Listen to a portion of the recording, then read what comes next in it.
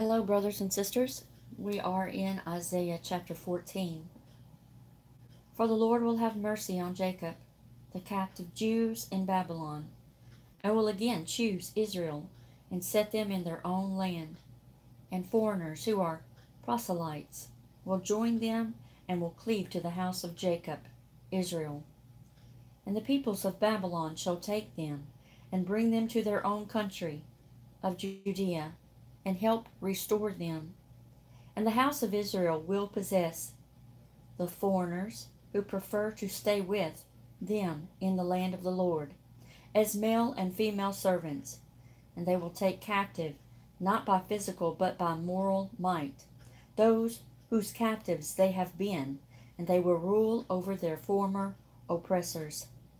When the Lord has given you rest from your sorrow and pain, and from your trouble and unrest, and from the hard service with which you were made to serve, you shall take up this taunting parable against the king of Babylon, and say, how the oppressor has stilled the restlessness in insolence. The golden and exacting city has ceased.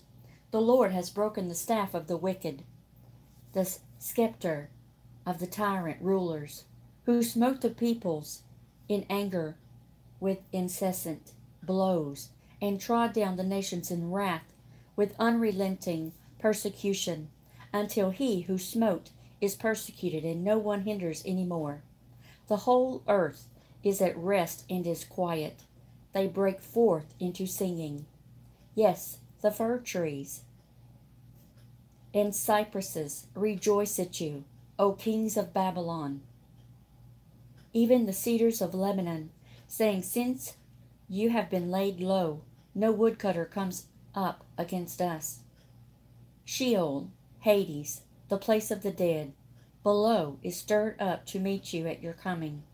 O tyrant, Babylonian rulers, it stirs up the shades of the dead to greet you, even all the chief ones of the earth it raises from their thrones, in astonishment at your humbled condition. All the kings of the nations, all of them will tauntingly say to you, have you also become weak as we are? Have you become like us? Your pomp and magnificence are brought down to Sheol, the underworld, along with the sound of your harps. The maggots which prey upon dead bodies are spread out under you, and worms cover you, O Babylonian rulers. How have you fallen from heaven, O light bringer and day star, son of the morning? How you have been cut down to the ground, you who weakened and laid low the nations. O blasphemous, satanic king of Babylon. And you said in your heart, I will ascend to heaven. I will exalt my throne above the stars of God. I will sit upon the mount of assembly in the uttermost north. I will ascend above the heights of the clouds. I will make myself like the Most High. Yet you shall be brought down to Sheol, Hades, to the innermost recesses of the pit, the region of the dead. Those who see you will gaze at you and consider you, saying, is this the man who made the earth tremble, who shook kingdoms, who made the world like a wilderness, and overthrew its cities, who would not permit his prisoners to return home? All the kings of the nations, all of them, lie sleeping in glorious array, each one in his own sepulchre.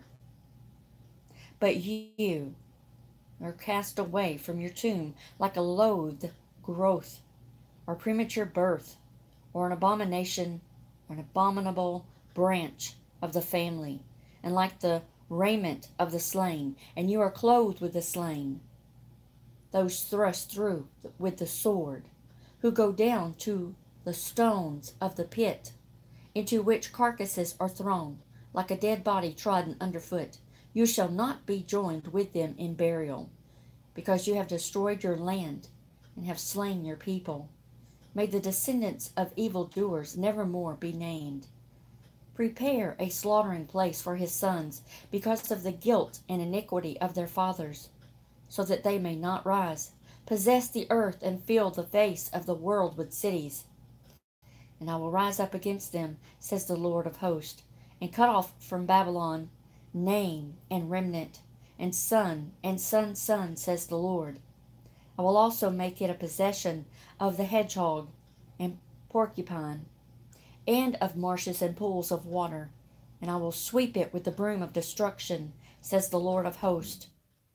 The Lord of hosts has sworn, saying, Surely as I have thought and planned, so shall it come to pass, and as I have purposed, so shall it stand, that I will break the Assyrian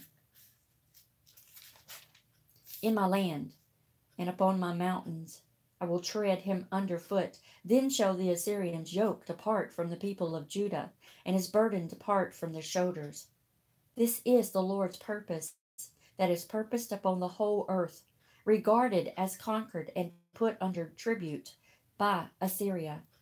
And this is his omnipotent hand that is stretched out over all the nations. For the Lord of hosts has purposed, and who can annul it?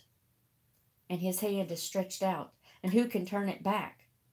In the year that King Ahaz of Judah died, there came this mournful, inspired prediction, a burden to be lifted up.